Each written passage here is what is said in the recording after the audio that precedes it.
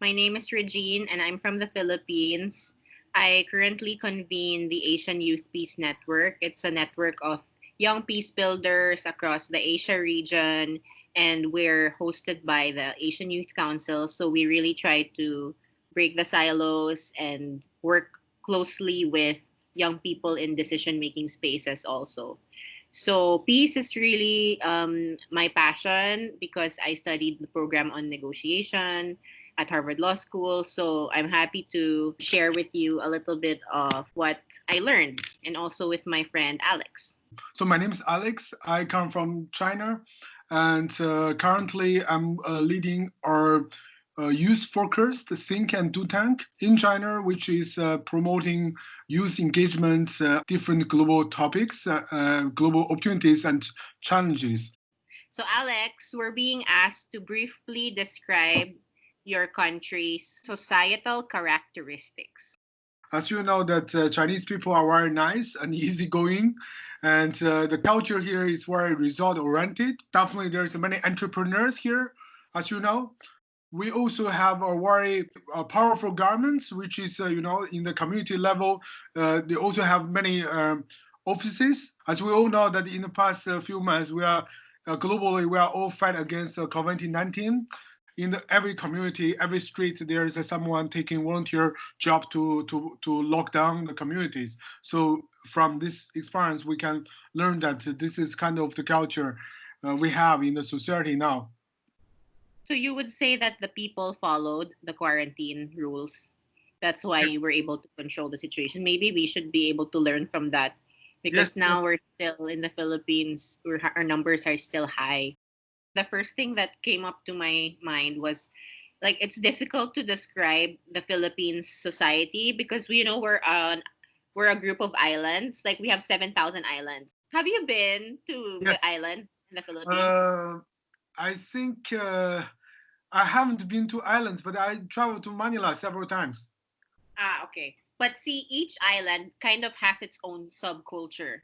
So if you're from the south, your culture, the way you talk is a little bit different from if you're from Manila. Would you say that it's the same in China? I think maybe in all the countries the same, like from which region or which in China we call province, which Yeah, province. So we province have they call it. this kind of communities in big cities, like you are from the same places, you feel close to each other. Originally, I'm not from Beijing. I'm from the middle of China, called Mhm. Henan province. But I most of the time I study and work in Beijing. So in Beijing we Yeah. have this kind of community, like all the people from Henan. We get together. We have our hometown food, hometown dialect. Well, I was born in Manila, but my grandparents, they were farmers in Bicol. It's a province. So they were really rural people. And then they moved to Manila to become businessmen. I can imagine, like, for them, it was a transition. I think for my parents, is they are still doing the similar experience. They grew up in the village, and then they go to universities in the city, and then they move the family from village to the city. I think this is somehow their experience. Is small and funny story that if you want to go to all these famous universities in Beijing, right? Mm. You need to work very hard. So for example, the many girls too busy on study, so they don't know how to dress up. They don't know how to make up. They only focus on study. So when I go to the university, actually it's kind of culture shock because I was Yeah. thinking that's how can they all balancing so well? They are spending so much time on dressing up and having I'm this like, kind of knowledge and then get into the really good university. And then, like after years, I learned that that was only life in my small city. So it's not about how much hour you devote to the study, but also the quality and efficiency you are doing. So you have more time to enjoy life. interesting. So that you also put like a gender component to it. Yes, yes, Like, yes. For boys, I think it's all same. what about in terms of like cultures towards foreigners? Like, for instance, for us Filipinos, because I think like this is my personal reflection because we were colonized so many times. So unfortunately, we're very comfortable with foreigners. Like we're Filipinos are known to be very hospitable and friendly. Like we like entertaining people. And also not just because of that, but because of the different cultures also of the island. So how do Chinese people also receive foreigners? For instance, for me, like if I will be asked, since we're both Filipino and Chinese, what's our first impression of Chinese people? We would think immediately good at business. Because Right, right. everywhere in Okay, the okay. world, or even in China, even in Philippines, the first thing I would think is, okay, they're good with money. What about for us Filipinos? Like, what do young people, like our generation, what would they think? My impression in Philippines, people are more international. Actually, there's many people are going to work abroad, Yeah. and people, most of people speak English, so they understand the international news. In China, it's very different. That most people don't speak English. Most people like didn't really travel that much and go to work abroad. I think like many young people, when they think about Philippines, the impression is that okay, uh, there's many great fruit from Philippines, like pineapple, like mango, right? And Yeah. this is the first impression. Number two is that Like tropical with islands. yes, yes, and Yeah. then number two is that they go diving.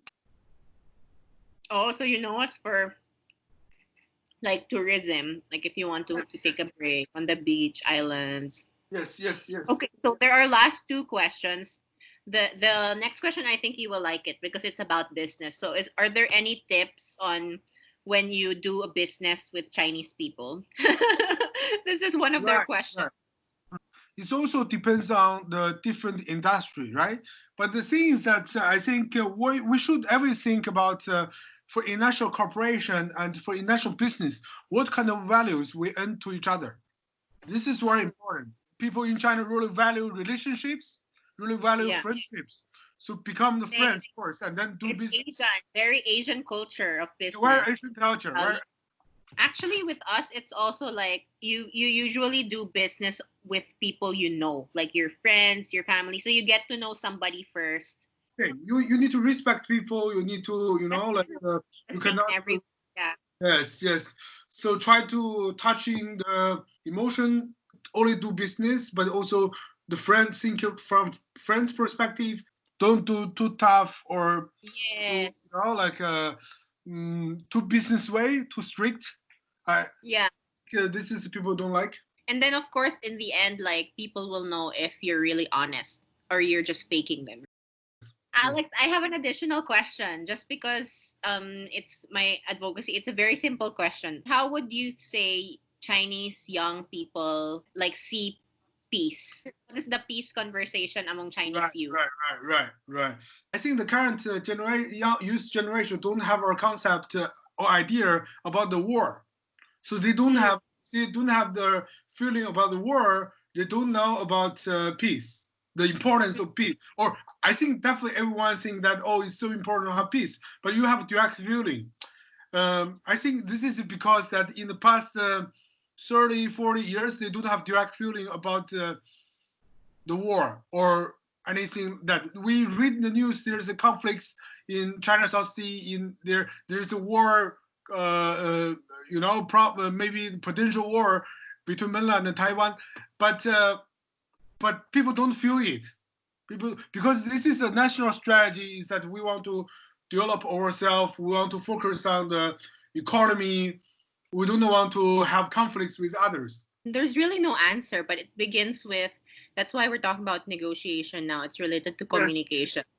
Like but it begins with talking to each other and trying to see what are the needs of young Filipinos, what are the needs, wants of young Chinese people, right? We need to learn from history, but at the same time, we need to create our own narrative also as young people. in Chinese philosophy, for the past 1,000 years, they actually have a saying called "the war is the last choice." You know, the war is last choice. They have culture to negotiate, to sit down, to the war. The war is the last choice. We have conflicts. We have the civil war, but then we want to be um, united, but there's so many gaps there. But we start the dialogue. I think dialogue is more important. And with our generation where technology is at our fingertips, now you and me, we've only met once or twice, but because of technology, we're able to communicate with each other. I think we have a chance here as a generation, right? Yes, To yes, like be more listening and also like be more open to sharing. So hopefully it also becomes concrete either policy if like or young people at some point become the politicians already or concrete programs. right. And then we have the SDGs and Universal Declaration of Human Rights to guide. I think the purpose of negotiation is to find the common interest. This is very important, and in the end, we can have the win-win situation. So it's not a who win or who lose. And it requires some creativity, innovation. That's why young people are important because we can think outside the box. Hey, thank you so much, Alex, for your time. Have a good weekend night. Thank you also to Brazil Youth Council for All right. inviting us. Yes, yes. I hope the COVID-19 situation in Brazil get better Eh, soon. I hope everyone is safe and healthy. Thank you, Alex. Good night. Good night. Good night. Bye. So that was my brief conversation with my friend Alex Wang from China. Once again, this is Regine from Asian Youth Peace Network, Friends of Peace. We are a member of the Friends for Leadership. It's a horizontal platform of young, next generation leaders, entrepreneurs, and professionals, even negotiators. Why not?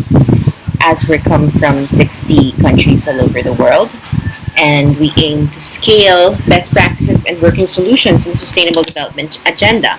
And as you all know, Sustainable Development Goal 16 is the peace goal, and negotiation is a very important skill. From my notes on the program negotiation at the Harvard Law School, Alex and I were talking about creating a win-win solution, and this is really new paradigm in negotiation. You have to shift from the traditional strategies of like winning over to look at mutual interests, personal mindfulness, first and foremost, of course, knowing what your non-negotiables are, and then also what your personal strengths in communication are to be able to identify what are also the non-negotiables of the other party. We all have our own triggers when it comes to difficult conversations. It then requires three types of shifts. One is from certainty to curiosity. The know-it-alls never really go anywhere nowadays. To frame more open-ended questions. If you notice, I asked a lot of questions and then tried to build on my partner's feedback to get to my point and also a shared point. Everybody really essentially just wants to maintain their own space. So the more that you try to take all the time talking and explaining your side, the more that people will pull back. The second shift is shifting from blame to joint contribution. Blame always often triggers defensiveness. This is not a like an egocentric complex of just trying to take all the blame to yourself, but then emphasizing that both parties have a stake in the conversation. And then finally, we need to also have a shift from intentions to impact. We can never really assume what people's intentions are. It's not as simple as black and white many times. But what we can measure is the impact of someone's actions towards another. Because at the end of the day, good, bad, nuanced intentions do not erase bad impacts. In difficult conversations, we tend to frame the operative question as who is right. Negotiation is not about the facts, it's about the differences in how we see and manage the facts. In business dealings, of course, it's a more measurable type of relationship because then you'll be looking at gains and losses. But we're still really talking about human relations. And as we've mentioned in Asia, we come from a cultural context where there's really a nuance between what is personal and what is professional, because negotiators are not without identities. We carry with us nationalities, in fact, our genders, and our classes and our educational backgrounds. So really, it's about people, and of course, as much as it is about the problem or the issue, what's important also is to look at the process that would allow a careful examination of how the people and the problem relate to each other. So it's better to work together to correct and improve the system. So those are the three P's of negotiation: people, problem, and process. It's because of lack of time and maybe some sensitivities to issues, which is why we're going to have more discussions such as this. Please follow Friends of Peace.